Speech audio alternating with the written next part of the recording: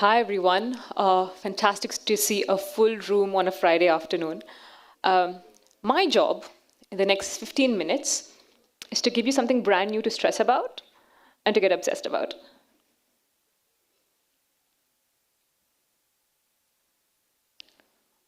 We all know what this is. We've studied it, we recognize it, we possibly have it hanging in our homes, we've taught our children about it. It's the world map.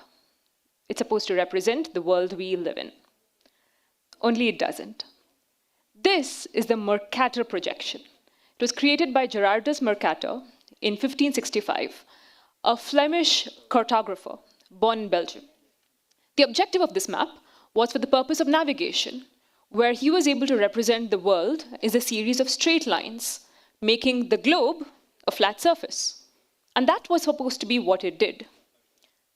That was it. This is the Gall-Peters projection, a more recent variation of the world map, which more accurately represents the world we all live in. For example, it doesn't represent Greenland as being the size of South America. It doesn't have Scandinavian countries looming large. And if you have a look, Africa looks more like the continent that it is than something comparable to the size of countries. This is the distortion that we have been living with our whole lives. The size representation of the map that the Mercator projection has got us grown up on has had an implicit implication on the way that we associate size of these land masses, and as a result, their importance and relevance in our lives. This distortion has not only impacted our understanding and our perception, but it's also impacted socioeconomic policy, geopolitics, and the way we all see the world. My name is Saranya Gopinath, and I'm here to tell you how you and I are complicit in creating a far larger distortion in the world we're setting out to create. A lot of you may have read this book. If not, I highly recommend it. Very few books have annoyed me quite as much as this one. Invisible Woman by Caroline Perez evangelizes the idea of the gender data gap, which effectively talks about how, because of the disparity in the collection and analysis of data being biased towards men, the result has been that products, solutions, and services in our world have all been geared towards having men as the subject. This is a brief excerpt from the book. It talks about the medical world, which effectively says how it took millennia for the medical world and scientists to recognize and appreciate that there could be a difference between a man's body and a woman's body, impacting the way that women treat or react to vaccinations, medicine, and in fact, the way that disease is present in women could be different from men. That's why today we know that cardiac arrests, for example, present very differently in women as opposed to men. What does this result in? On an average, there is a delay in diagnosis in women by about 2.5 years in cancer. By about 4.5 years, a delay in diagnosis in diabetes. Why? Because of underrepresented symptoms. Women are 47% more likely to be injured in a car crash because crash test dummies are modeled after men. There is potential for a 34% higher rate of error for dark-skinned women over light-skinned men. The impact of this? From a pure medical standpoint, women spend 25% more time in poor health as opposed to men. That's a loss of 7 days per year in each of our lives. Just addressing that stands to boost the global economy by $1 trillion annually. But I want to take a step back. A loss of 7 days per year in each of our lives, not because of the multiple roles we play, not because of the obligations we have to satisfy, but simply because the system doesn't see us.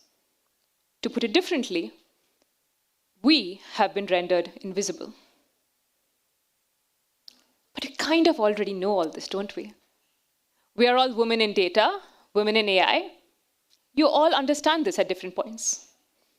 All of you have already been annoyed by this, angered by this a little bit at different points of your life. Great, because that's not what I'm here to talk to you about. As women in this room, we are actually underrepresented on more than one axis.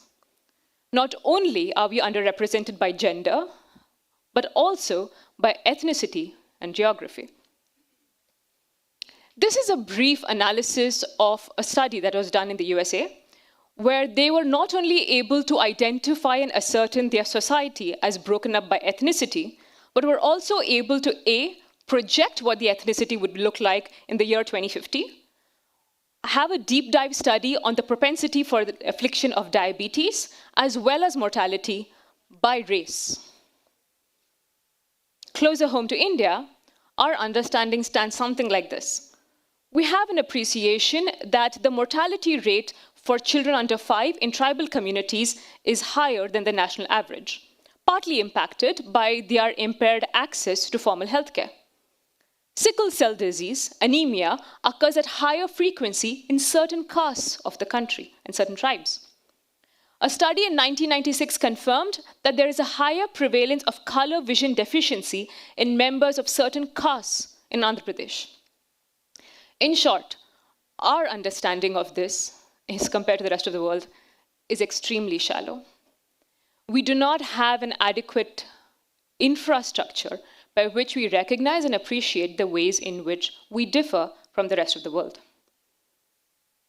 These are just some of the factors by which instinctively you and I know that we differ from our Western counterparts. And yet we are on the receiving end of most of their models. The previous speech also addressed this, where there was a study conducted in oncology, where primarily it was done on Caucasians. In 2017, there was a study conducted on the efficacy evaluating IBM's Watson, specifically its claims towards cancer diagnosis. What it identified was that in its global deployment of the Watson model, it was woefully underutilized or being unable to serve the global population that it set out to do. This was in 2017.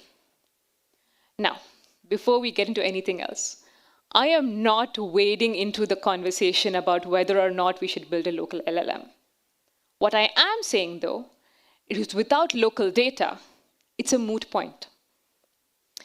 In what is the world we are seeing ahead of us? In about 10 years, it's not going to be AI-assisted services. It is going to be AI is the service.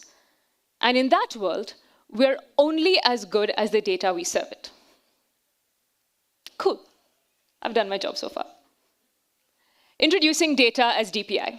It's a new multi-stakeholder initiative to unlock representative, crowdsourced, and open data sets to enable data as a public good, data as infrastructure, data as digital public infrastructure. What is DPI?